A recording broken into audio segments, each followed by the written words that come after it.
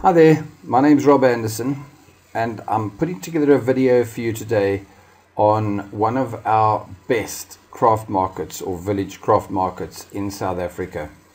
Over the next period of time I'm going to be doing a lot of these, but I knew that I needed to do the Irene one first. So here we go. I personally, by the way, have traded there very many times as a crafter over the years, although I haven't done so for probably 5 years at least, if not 6 or 7 years. And last Saturday, by the way, they open most of the time the second and the last Saturday morning or Saturday of every month. Last weekend I was there, even though I knew that it was going to be a very quiet day, because one of the big art festivals was on in Potchefstroom, so that's all cool. Let me just go through this. Oh, by the way, I haven't prepared this at all. I'm just going to chat my way through it, if you don't mind, and it's probably going to be 20 minutes, so if you're not in the mood for a bit of a tour through a really cool craft market, you're welcome to bail now. There's going to be basically just chatting about the kind of images and things that I took when I was there. Okay, so as you could see, it was an overcast day. I wasn't too worried about that. It also tells you that even on an overcast day, the market's pretty full. We arrived there late. We'd had a problem with one of the tires on the car, but all good. We got there and we started to walk through. This crafter makes handles and in fact a few other things, absolutely stunning, high quality. In fact, they've been in business a very long time. I've used them in fact when I used to do kitchens, and we're talking probably 15 years ago. I used to use them a lot. In fact, I can zoom and do all sorts of cool things here with these because I'm in images. So yeah, as you can see, this is high quality stuff. It's obviously produced with molds and things, and absolutely brilliant. I think these are paper or table weights, I'm not sure which, and other moldings, beautiful stuff. In fact, this image I took because it make a beautiful backdrop behind for one of my on one of my websites, on one of the pages. No doubt you'll see it appear sooner or later.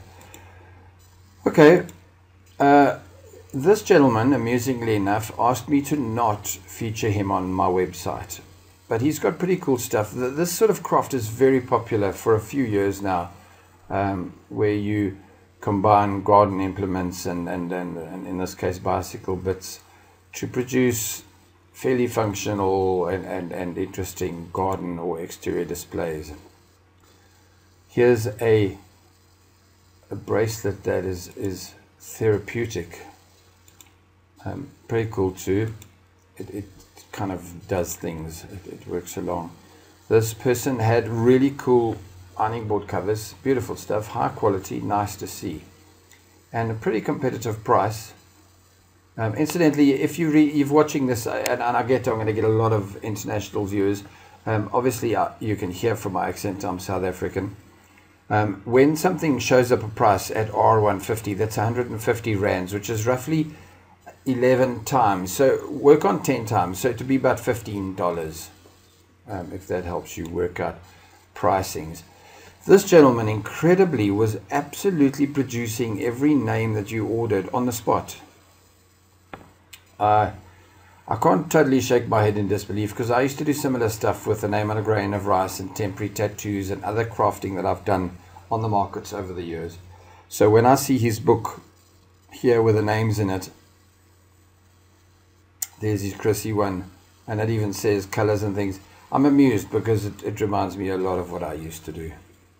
I see he's clever. He's done stock items too, so you don't need to stay. You can place your order and grab one. Not place your order. You could literally buy one and walk along. Beautiful. I don't know what they are. They're not knitted. I think they're sewn dolls. It's a woolen stretch fabric that's used for the dolls. That's pretty cool. This gives you a better idea of the overall look of the Irene market. It's at, in fact, the Jan Smuts, or the Smuts Museum. I presume it's Jan Smuts. Not too fond of history. So you can see these gentlemen were clearly negotiating some animal hide prices. Curios here. Curios are very popular on all of the South African markets. Hand sewn, maybe it says what they are. I presume phone covers or wallet covers. I didn't stay and pay attention long enough. I'm going to feature crafters that do hand sewn items a lot on this, because to me it's always been a kind of a craft that you've got to have a lot of patience for, and yet everybody that I know that does crocheting or knitting or any kind of any sort of work like that uses it as therapy, which totally freaks me out, because it kind of caused me to need therapy. I have knitted once or twice in my youth, and I got to tell you, I caused a terrible mess. Very popular throughout Africa are the batik style or hand fabric painted items. So there's a nice variety here, nice and friendly and cheerful colors, beautiful to see. Some more dolls. These are really cute, huh? Nice one. By the way, I spoke to all the crafters there, so I expect that quite a few of them over a period of time will come and feature their crafts specifically for me. This lady amused me. This is, I think, sorry, I don't know if it's this lady, so if this is your store, please don't bash me. These are finger puppets, but I offered to help them sell hundreds or thousands online, and I was told, no, we can't produce that many. So I was very amused.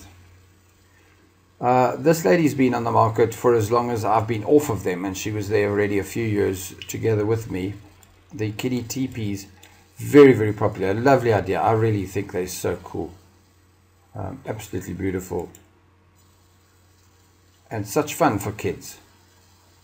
Such a simple item. And yes, of course, it's the kind of thing that anybody with a bit of skill in a sewing machine could make. But you know what?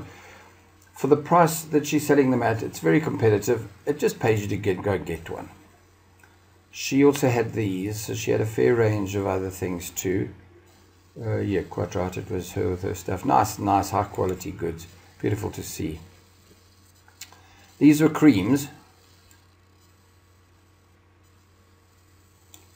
My bad, candles. And other sort of oils and things. Nice kind of thing I like to see on the craft markets, because it kind of feels, well, it is, it's, if you get handmade goodies that work for you, it's a beautiful thing. Somebody cleverly takes enough of their own water along. Well done. There used to be, by the way, when I was there this weekend, it's been quite a while since I've been at craft markets. I've been doing so much more website building for people, of which I'm cured of that now. Now I'm back to crafts. I couldn't stay away from crafts for so long. But when I went back there, I was amazed as to how few clothing people there were there. I mean, just these colors impressed me. I just could look at these colors. I don't need to look at the dresses. I just like the way they're all the kind of thing that works for me. I had a long chat to these guys, mostly because it's the kind of thing that I used to make when I had my furniture business or my patio or outdoor furniture. They're using recycled wood, which is what I used to do too. And they've got the coolest combination of stuff. I just love it. I love it. Everything of their stuff is absolutely stunning. Not sure of the purpose of these gentlemen, but I like them too. You see, this is exactly it. Probably, let's translate that. That's a broodblik. That's a bread holder, bread box, bread. Oh, bad, I can't. And a skink board is a tray.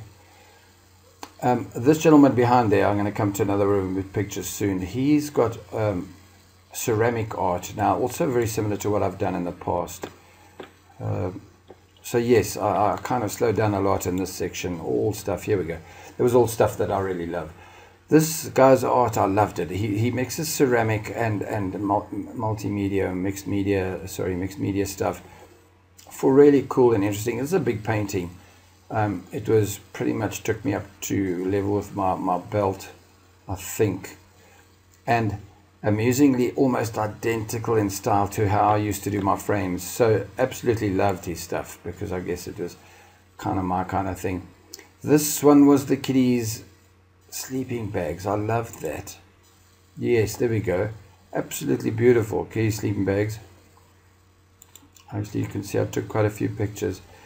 It's the kind of thing that's very marketable online too, so always glad to see that kind of thing. Motivational and cards and things with this person. Nice stuff.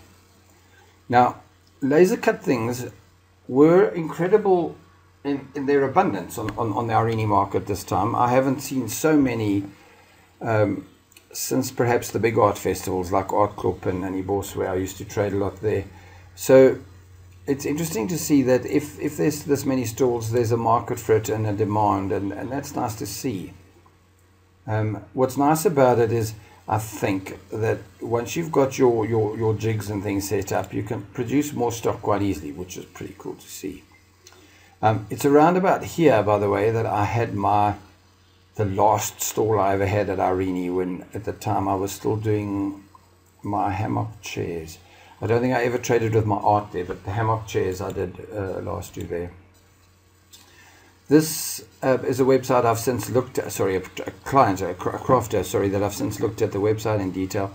I love this, but I'm old school, obviously, and I love albums and LPs, so I just like the idea that you could laser cut and create an image suited to whatever. I think I've got another, yes, like I say, like the Pink Floyd logo, the Metallica Police Kiss. It's just really cool for me. I like this idea.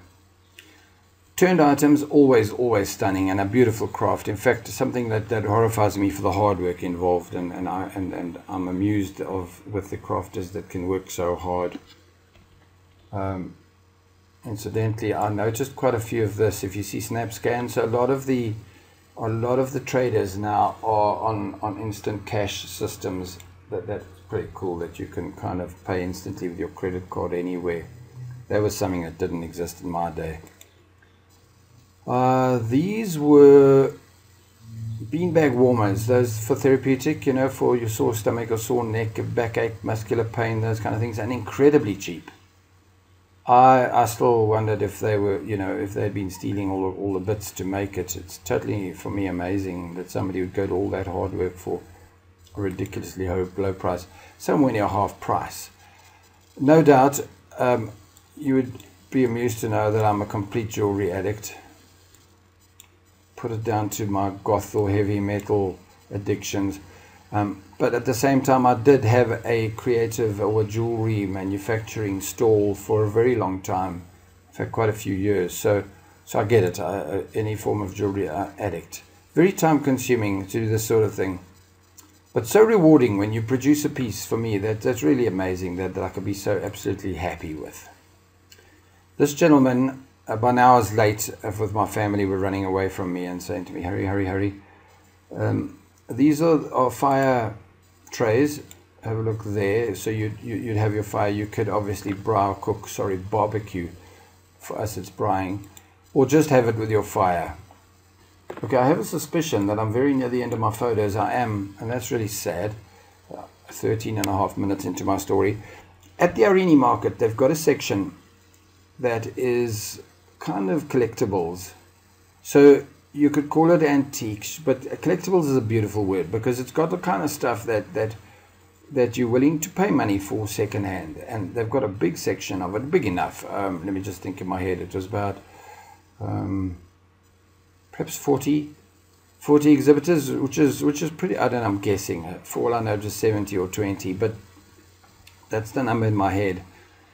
Books, of course, is a huge addiction of mine. I've read thousands of books over the years, so the second I saw this, I couldn't resist pitching up and taking a picture. And if I look at these, by the way, I'm amused as to how many I've read, probably half of them, and if not more. And others like Crichton, I never did want to read, so I think that would be a case of good for me. Guys, that's it. I'm back to my first slide. I hope you enjoyed my casual little tour through the Irene market. I realize now that I should have taken more pictures of the scenery and perhaps the museum, and so yeah, maybe I'll go back and do another sooner or later. But it's been fun.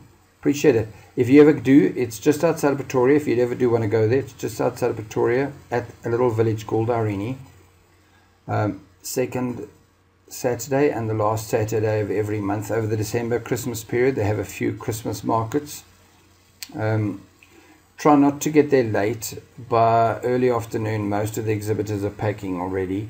But if you get there 7 or 8 in the morning, you can catch most of them already set up. For me, the ideal time was when the late exhibitors had set up and the early ones were well settled. And so for me, it was around about 8, 8:30, 9 o'clock was the perfect time to start. They have, I never even went into the deli and the food section. They have a magnificent food and deli section, which I see perhaps as more crafty than anything else. But that's because I'm an absolute food addict and a glutton. So yeah, if you're wanting goat's milk cheese and beautiful whatever it is, baguettes, whatever, food items, absolutely well worth going there. So go hungry. Not only will you be able to buy food that's delicious to eat on the spot, but you'd be able to come away with quite a few delicatessen type items that would stand you good stead for a while, jams and curries and things. Well, that's it, guys. Thank you. I've used up 16 or 17 minutes of your time, but believe me, it's well worth it. Go to the Irene Village Market, have a squiz. You will be so happy. Take money. Go hungry. Cool. Thanks, guys. Cheers.